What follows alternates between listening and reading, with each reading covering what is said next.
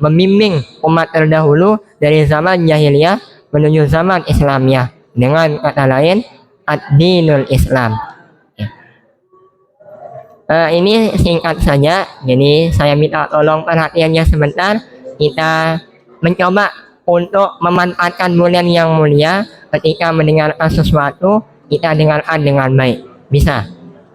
Bisa kira-kira? Oke. Jadi untuk temanya langsung ke bunyi ayat Al-Quran yang biasa kita dengar. Surat Al-Baqarah ayat 183 yang berbunyi, Ya ayyuhalladzina amanu kutiba alaikumusiyam kama kutiba alal ladzina min qablikum la'allakum tattaqun. Ayat yang satu ini akan terdengar familiar menjelang bulan suci Ramadan, terlebih lagi ketika hendak mau berbuka puasa, ketika renungan. Kenapa? Mengingatkan kita dari ayat tersebut bahwa kita diwajibkan untuk berpuasa sebelum orang-orang terdahulu agar kita menjadi orang yang bertakwa. Adik-adik yang dirahmati oleh Allah Subhanahu wa taala, kita yang kalau bisa disebut generasi Z, ya, generasi zaman now, mungkin definisi atau makna dari puasa itu berbeda-beda. Ada yang istilahnya ngabuburit, ada yang istilahnya itu pergi jalan-jalan atau mungkin nongkrong sama teman. Sebenarnya apa sih makna dari bulan suci Ramadan? Apakah hanya sebatas ngabuburit atau jalan-jalan sama teman? Atau mungkin hanya menikmati sunset yang menunggu waktu berbuka? Itu. Jadi ada beberapa nih keistimewaan atau makna dari bulan suci Ramadan. Yang pertama, bulan suci Ramadan adalah bulan yang dimana diturunkannya kitab suci Al-Quran. Keistimewaan yang pertama terdapat tiga keistimewaan lainnya. Yang pertama, bulan Ramadan diturunkannya kitab yang mulia. Bulan Ramadan itu kitab yang mulia diturunkan kepada manusia yang mulia. Kemudian diturunkan juga pada bulan yang mulia. Kitab yang mulia diturunkan kepada manusia yang paling mulia, bertepatan juga dengan tanggal, malam, dan bulan yang mulia. Tuh istimewanya bulan Ramadan yang pertama. Jadi ayo kita manfaatkan dengan sebaik mungkin. Dari awal puasa kemarin sampai akhir puasa nanti, kita ikhtiarkan puasa tahun ini harus lebih baik dari puasa yang tahun sebelumnya. Yang pertama. Kemudian yang kedua, keutamaan atau keistimewaan puasa atau bulan suci Ramadan, yaitu pintu-pintu surga dibuka dan pintu-pintu neraka ditutup. Sebagaimana di dalam hadis itu disebutkan, idza jaa ramadana futihat abwabul jannah wa ghuliqat abwabun nar wa suffidatis syayatin. Jadi apabila bulan suci Ramadan itu telah datang, semua pintu surga dibuka, pintu-pintu neraka ditutup, dan semua setan itu diborgol, dibelenggu. Nah, akan tetapi yang menjadi pertanyaannya, kalau setan semuanya dibelenggu, kenapa masih ada yang kita dengar yang istilahnya mokel atau mungkin tidak puasa? Padahal setan semuanya dikurung di dalam neraka. Nafsu, oke.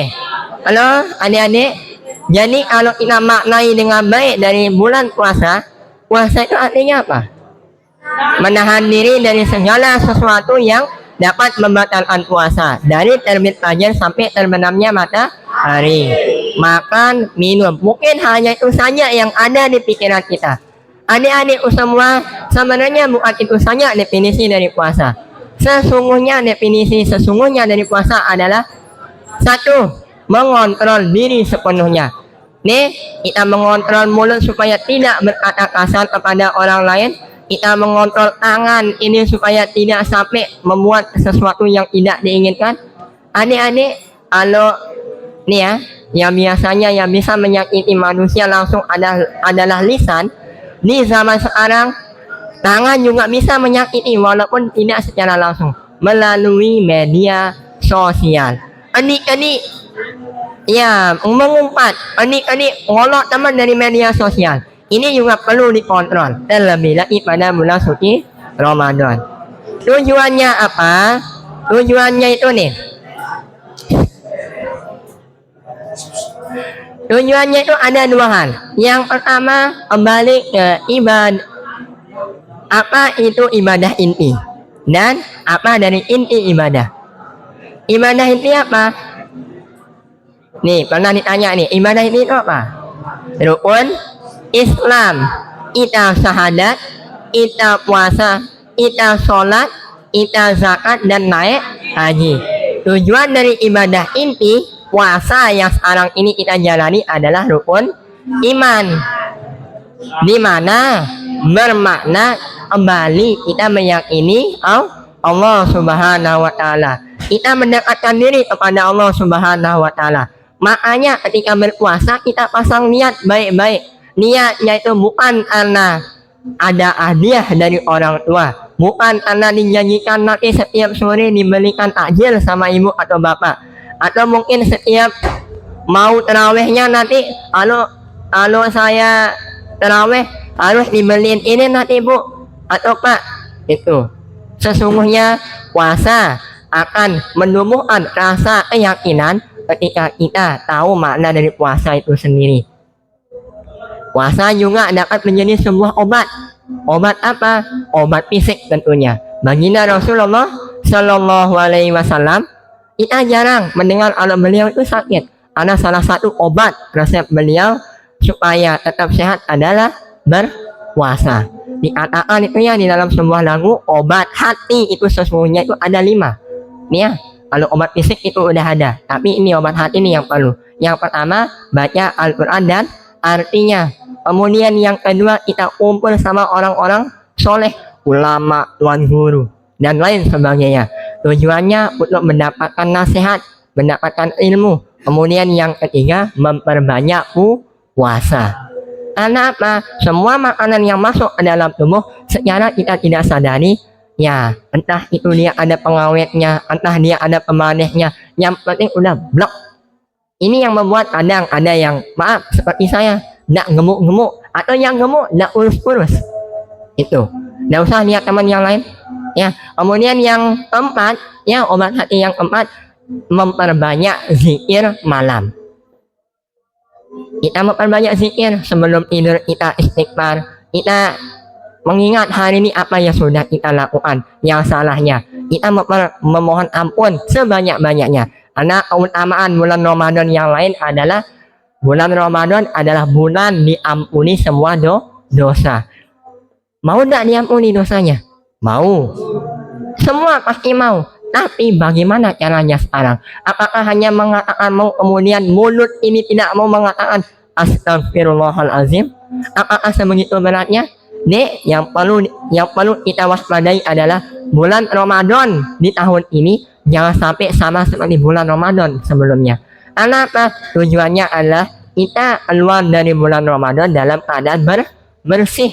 Jangan sampai kita masuknya itu dalam keadaan kotor, keluar bulan Ramadan juga dalam keadaan kotor. Na'udzubillahi min dzalik. Kita termasuk, kalau sampai seperti itu, ya mungkin kita termasuk orang yang sangat-sangat rugi. Bukan hanya sekedar tidur aja ya, memperbanyak ngajinya, memperbanyak belajarnya.